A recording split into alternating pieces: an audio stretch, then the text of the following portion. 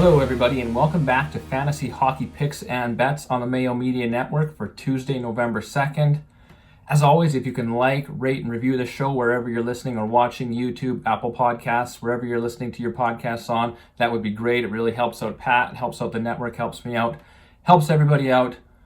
Moving on to the slate, we got 9 games tonight. I'll be your host, Cecil Peters, walking you through them. You can find me on Twitter at CecPetes or at my website, cecilpeters.com. But with that being said, let's just get to the games. Like I said, we got 9 to get through, so we're going to go at them fast. First game is in Montreal, where the Montreal Canadiens are, for some reason, minus 140 against the Detroit Red Wings. Listen, I just don't know right now that the Montreal Canadiens are a better team than the Detroit Red Wings. I get that they're at home. I get that they're going back to their starting goaltender after a loss in Anaheim, but they're just not very good. I can't bet the Canadiens at minus 140. They just sent Cole Caulfield, a potential Calder Trophy candidate at the start of the year, down to the minors because he hasn't scored in a few games. Don't know what they're doing on the management side of things. They're not getting the results on the ice. I'm not ready to bet the Red Wings at plus 120. I'd like it to be a little better than that. They are without Tyler Bertuzzi, as they are for all their Canadian games, as he's not vaccinated, so he can't come across the border. So really the only thing I'm looking for in this game, especially without Bertuzzi, is the Dylan Larkin and Robbie Fabry shot props. If they're offered, those guys take the bulk of the shots when Bertuzzi's out of the lineup.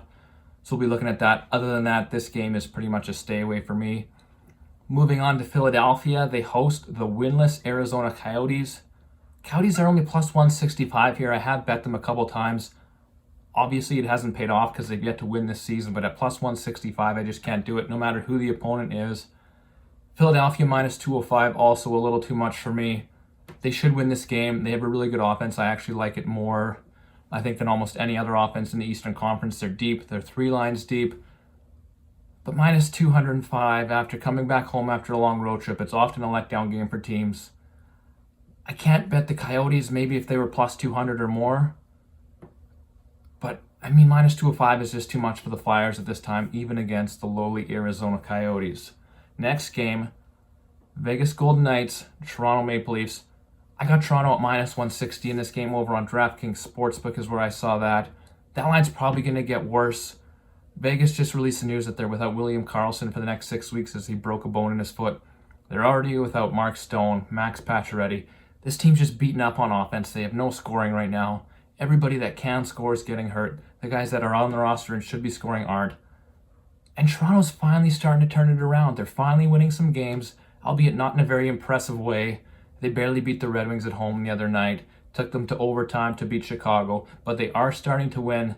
They dominated both of those games from a possession standpoint, which actually vaulted them to the top of the league as far as Corsi is concerned. So the underlying numbers suggest that Toronto was due to break out in a big way. I think against the Vegas Golden Knights, usually a tough opponent, it's a perfect time for them to do it. Vegas just isn't going to be able to get the shots and the goals. Toronto, big here. I love the Toronto Maple Leafs at minus 160. Mitch Marner finally starting to heat up now that he's been reunited with John Tavares, so that gives him 2 really good lines to go to. So I love the Toronto Maple Leafs. I don't think I'd love them much beyond minus 160, but at minus 160, I'm definitely betting the Leafs. Next game, we're going to go through the Ottawa Senators in Minnesota. This is just a stay away game for me for a few reasons. One is that Ottawa's playing tonight. I'm recording this before the game, so I'm not sure how that goes. But regardless of the outcome, plus 170 for them in a back-to-back situation on the road in Minnesota. Not going to do that. Minnesota minus 200. It's very rare that I'll bet a team at minus 200. It would have to be a borderline slam dunk. And then I would probably even make it a regulation bet or a puck line bet. So it's just a stay away game for me. Not interested one bit. The next game, I'm not interested at the current number that I'm seeing on DraftKings Sportsbook, which is the Dallas Stars plus 110 in Winnipeg minus 130 for the Jets. Dallas has been dominating possession in their last couple games, but not getting the results. Kind of like Toronto's been doing, except for the difference is Toronto historically has shown the ability to score goals. Dallas really hasn't.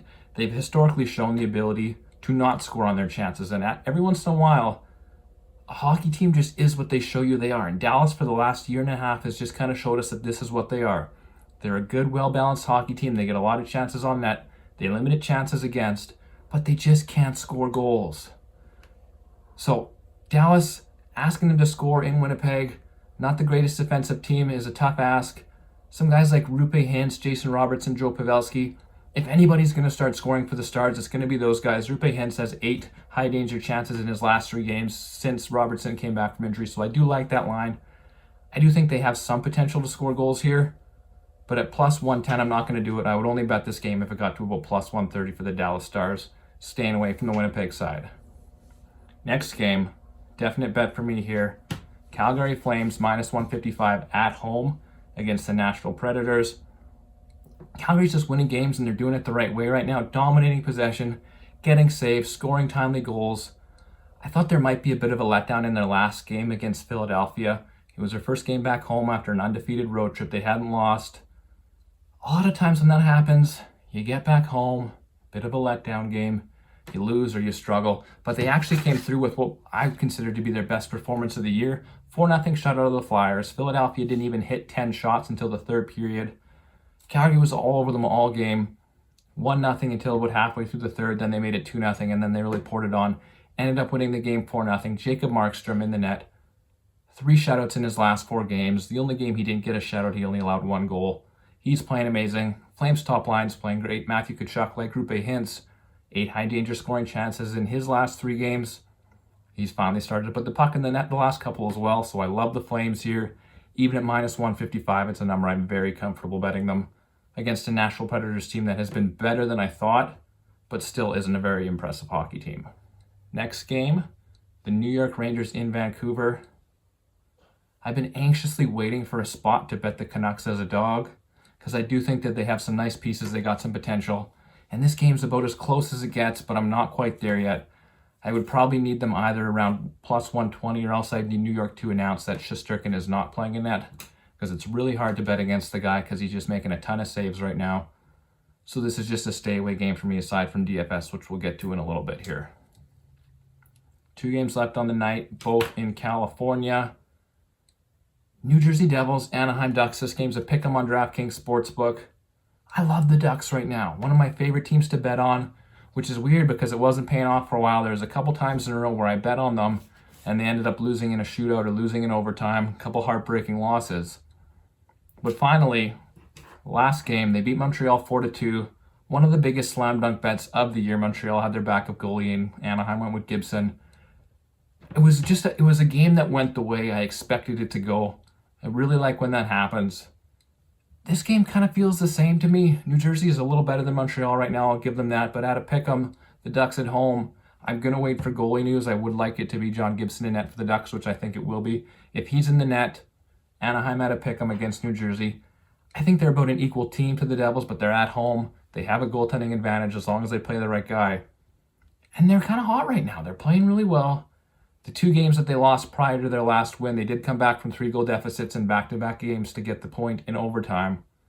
Adam Henrique leading the charge for the Ducks. He's got a ton of high danger chances lately. He's putting the puck in the net a bunch, and he's historically been a guy who's either ice cold or red hot, and right now he is red hot. Even when he's not scoring, he's getting tons of chances. He's playing on a line with Trevor Zegras and Sonny Milano. That's one of the lines I am going to go to on DraftKings. As long as there's no weird goaltending news, Anaheim Ducks will be one of my bets on the night. Shot props in this game, I'll probably go to Nico Hischier on the Devils. He's hit his over 2.5 number a few games in a row. They keep offering a plus money. I'm gonna keep taking it. Last game on the night.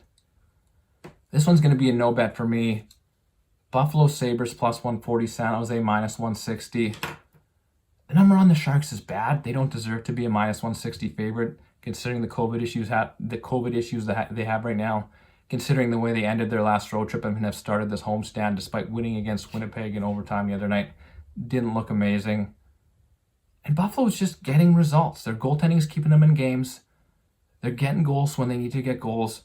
I do think they are getting worse as the season goes on. They had some really good possession numbers early that's starting to get worse every game. So I'm not comfortable betting them. I don't think it's going to last for very long. But I don't think the San Jose Sharks are the team to take advantage of them. So this is just a stay away game for me. Shot props, as always with the Sharks, Timo Meier, and coming back into form, Brent Burns has hit it a few games in a row. I love both of those guys for the over 2.5 if you can find it. Moving on to DraftKings for the night. These big slates for me always mean full stacking lines. I'll have all my full plays in my premium article that are at least on my site a few hours before lock. If you are interested in that, just hit me up on Twitter. I'll let you know how to get access to it. I am raising the price now that November's here. Results in October were awesome, up a bunch of money, a couple really big nights, including Sunday night, Halloween 7-0. So it's been really hot lately. Price increase is justified, I think. If you do come at me in the next couple days on Twitter, let me know that you heard about it on the Mayo Media Network. I will honor the previous price for you guys for another couple days, but after that, it's going up for good. That's where my full DraftKings plays will be. That's where all my finalized bets will be.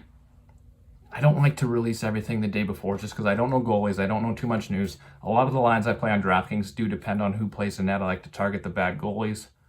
Same thing with bets. Late injury news, goaltending news, all that stuff changes throughout the day. So it's very rare that I lock in a bet the day before. So as for lines on DraftKings, there's a few I'm going to go to. The Adam Henrique line in Anaheim. As mentioned, getting a ton of high danger chances. Their price is going up, but it is justified. Zegras is 6,100. Adam Henrique's 5,800. Higher prices than they've been all year. They got Sonny Milano on the wing as well. I like this line on the power play. I like the chances that they're getting at even strength, and I just like to ride the hot streaks. Hockey's a game of momentum a ton of times. They're really showing it right now. And even in Anaheim, if you want to go to the other line with Ryan Getzlaf and Troy Terry's quietly scoring a ton of goals right now. So Troy Terry on it to score prop. Troy Terry in DFS, also great options.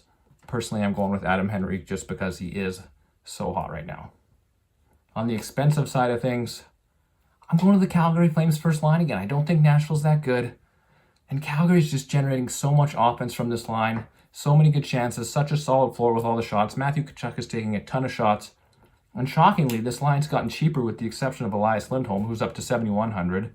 Johnny Gaudreau's under 6. Matthew Tkachuk, who was 7,800 a couple of games ago, is back in the 6s. So I don't know why this line isn't getting more expensive as it goes on, but I will take advantage. Calgary Flames first line is a definite option for me here. Last couple options. Target the bad goalies. That often means targeting the Arizona Coyotes. Philadelphia's got a couple lines on offense, but at home, I really like to go to Cam Atkinson, Joel Farabee, and Derek Brassard. They were quiet to end their Western Canadian road trip, but they were on fire at home before in the year, so I'm starting to think this might be a home-road split issue with these guys. Both of them have multi-goal potential. Derek Brassard playing in the middle is always going to be involved on their goals, plays with them on the power play, plays with them at even strength, so I love that line. Farabee's only 5K on DraftKings. He scores all the time. I think he's getting 40 this year. I've said it before. Love the line, love the price. Last one I'll give you guys for now. Like I said, you got to check out my article if you want my full plays. I don't have anything fully finalized or figured out, but I really think I'm probably going to go to Vancouver's Lotto line. They have such a high ceiling, these guys. So this is Elias Pettersson, JT Miller, Brock Besser. When they get hot, they get red hot. They score a ton of goals. They've often they get in on each other's goals. 3-4 goals a night, not out of the question. Problem is, when they get cold, they are ice cold. They get split up. Besser and Miller will play together. Pettersson will play with a couple third liners, and they only play together on the power play. So right now they've been practicing together. Brock Besser did score a goal last game, so they got a little bit of momentum going after that. I do like this line a ton. You just got to remember when you're playing them, floor is 100% down at 0, absolute nothing, but the ceiling is 3 or 4 goals any night against the Rangers, especially if they play Georgiev in net.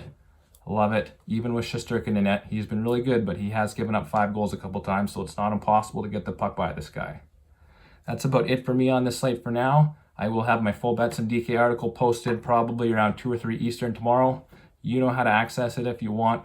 Just message me on Twitter. I will figure that out for you as per usual. Don't forget to rate, review, subscribe wherever you're watching this.